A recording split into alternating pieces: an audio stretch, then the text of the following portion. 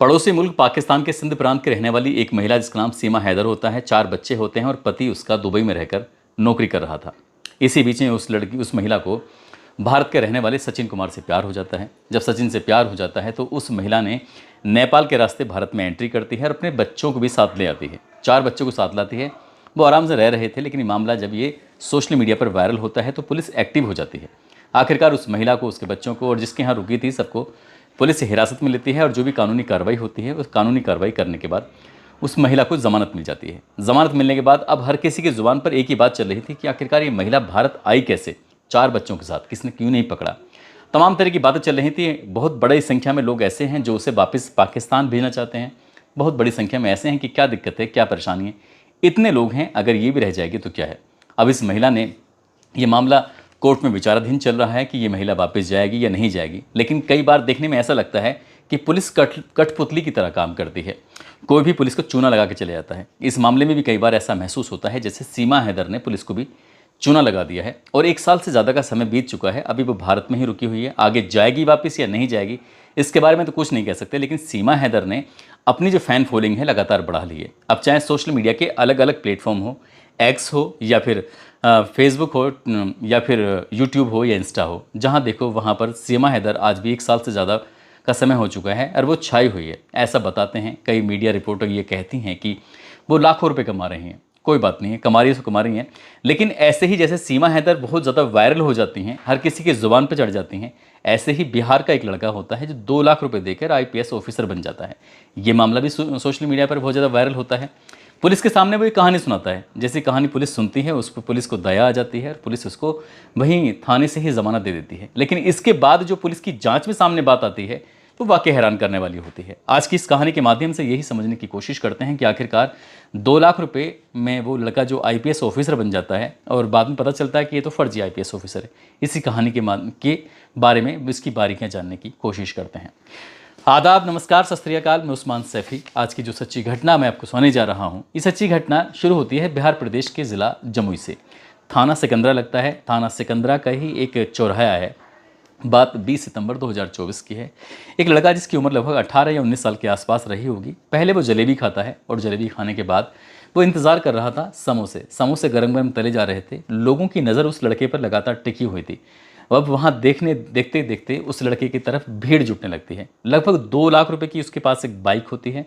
उस बाइक के साथ वो खड़ा हुआ था और उसने एक अधिकारी यानी कि IPS ऑफिसर की वर्दी पहनी हुई थी।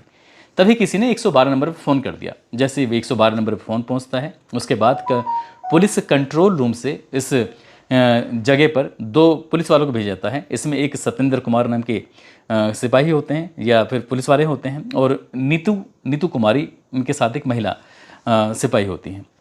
दोनों मौके पर जाते हैं। जाकर देखते हैं, जैसे लोग हैरान थे इस लड़के को देखकर, वैसे ये पुलिस वाले भी हैरान हो जाते हैं। दरअसल एक लड़का है जिसकी 18-19 साल के आसपास उम्र है और उससे पूछा जाता है कि भाई तुम कौन, तुम्हारा नाम क्या है।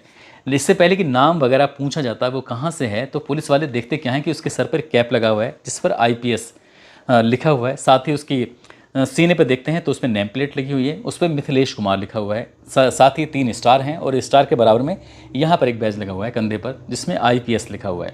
उससे पूछा जाता है, वो अपने बारे में बताता है कि उसका नाम मिथिलेश कुमार है। पुलिस वाले उसकी कहानी सुनने के बाद सीधा उसे थाने लेके आ जाते हैं। अब जब थाने लेके आते हैं तो वो थाने में आता है और आकर पुलिस को एक कहानी सुनाता है।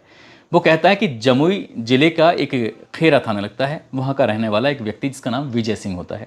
एक बार उसको वो तालाब में मिल जाता है। तालाब पर जब मिला था तब वो कह रहा था कि पुलिस में एक वैकेंसी खाली हुई है, तुम्हें एक व्यक्ति मर चुका है, उसकी जगह पर तुम्हारी नौकरी लग जाएगी, लेकिन उसके लिए आपको 2 लाख रुपये खर्च करने पड़ेंगे। और वो लड़का कहता है कि कोई दिक्कत नहीं, अगर नौकरी मिल जाएगी तो इससे अच्छी क्या बात है। वो अपने परिवार का साथ देगा, उनका जो भी मदद कर सकता है वो मदद करेगा।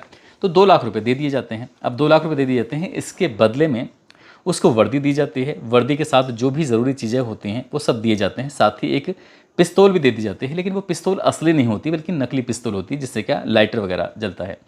पुलिस वालों को जब ये कहानी सुनाई जा रही थी तो पुलिस वालों को लगता है कि कितना सीधा साधा बच्चा है, इसके साथ ऐसा कैसी कोई हरकत कर सकता है। और उसके साथ बड़े अदब से पेश आ रहे थे। जब उसे घर आता है तो आईए साहब उसको बाकायदा एक IPS ऑफिसर की तरह ट्रीट कर रहे थे। उसकी सादगी पर लोग बड़े खुश थे। इसी बीच में पता चलता है, जो उसके बारे में पूछा जाता है कि तुम्हारा असली नाम क्या है, तुम कहाँ के रहने वाले हो। बताता है कि उसका नाम है मिथिलेश कुमार, जो कि लखीसराय जिला लगता है, उसका थाना लगता है हलसी, और हलसी का गांव लगता है गोवर्धन बिघा, वहाँ का वो रहने वाला होता है। पिता उसके भट्टा मजदूर होते हैं, सीधा साधा परिवार, गरीब लोग होते हैं।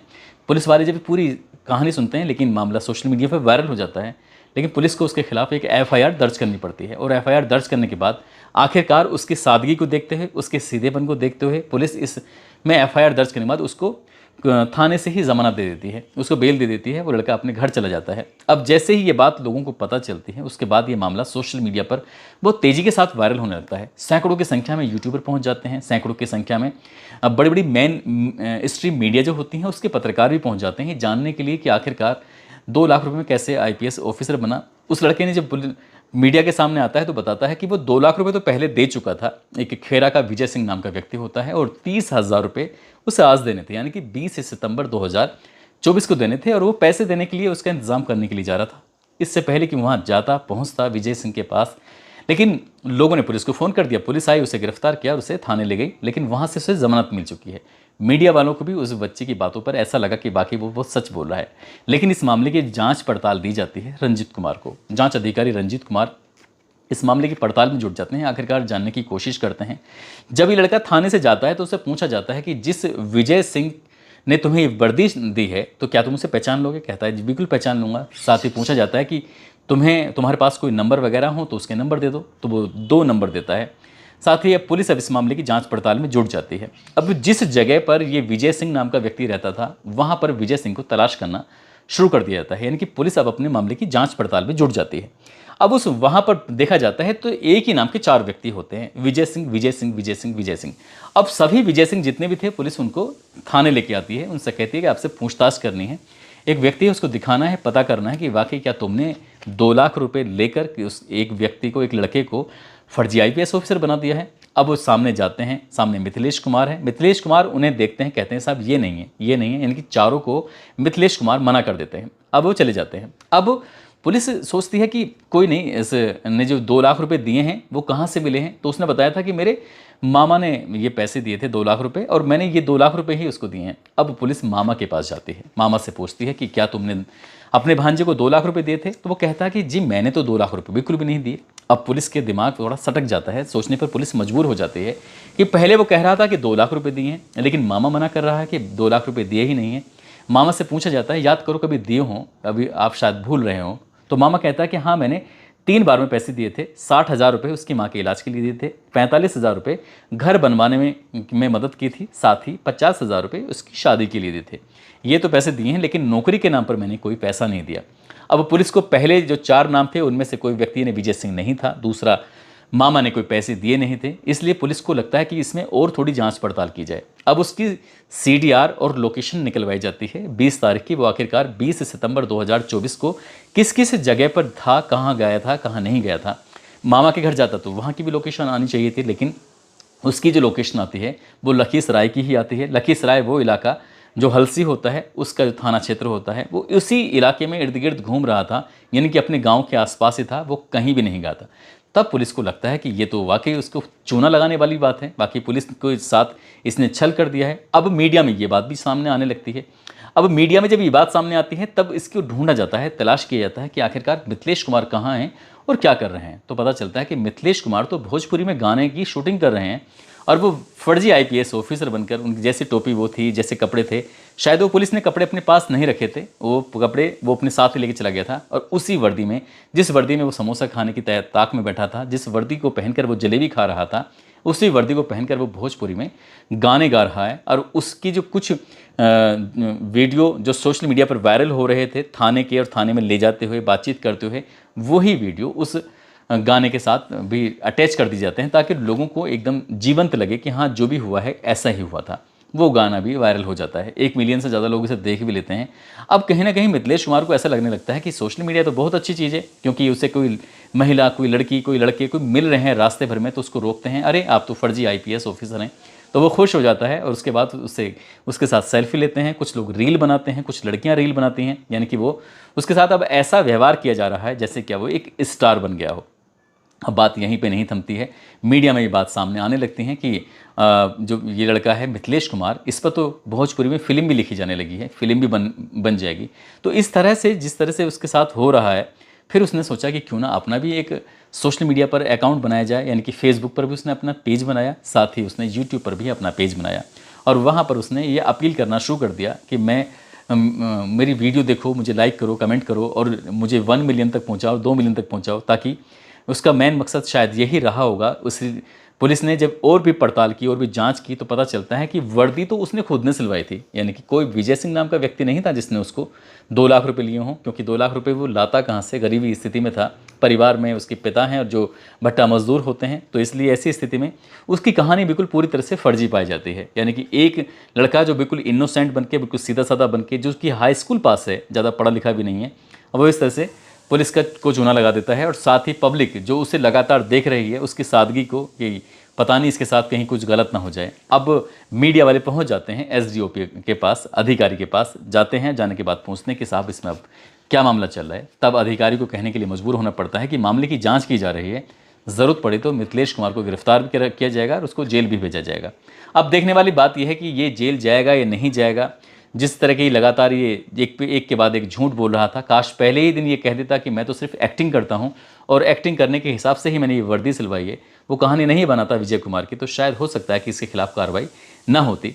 और अगर ऐसा नहीं करता तो सोशल मीडिया पर इतना हाईलाइट नहीं होता।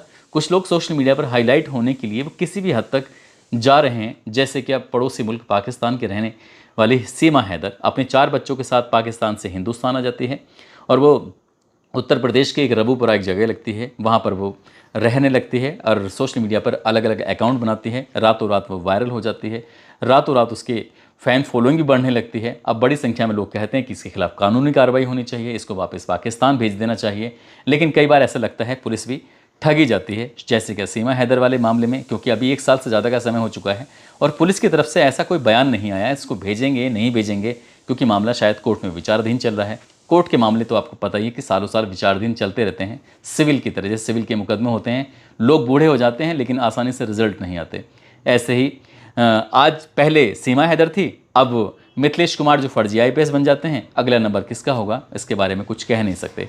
दोस्तों, इस पूरे घटनाक्रम को सुनाने का उद्देश्य किसी को परेशान करना नहीं है, किसी का दिल दुखाना नहीं है, बल्कि आपको जागरूक करना है, आपको सचेत करना है और आपको बताना है कि सही रास्ते पर अगर चला जाए तो ज़िंदगी की रफ्तार भले ही धीमी हो लेकिन दूर तक जाती है। और इस तरह के शॉर्टकट के जो रास्ते होते हैं वो कई बार सलाखों के पीछे की तरफ लेके चले जाते हैं। भले चाहे मिथिलेश कुमार ने कितनी भी चालाकी की हो, लेकिन उसकी रफ्तार तेज़ी से ज़रूर थी, लेकिन बहुत जल्दी थम भी जाएगी, क्योंकि गलत रास्ते ज़्यादा लंबे नहीं चलते।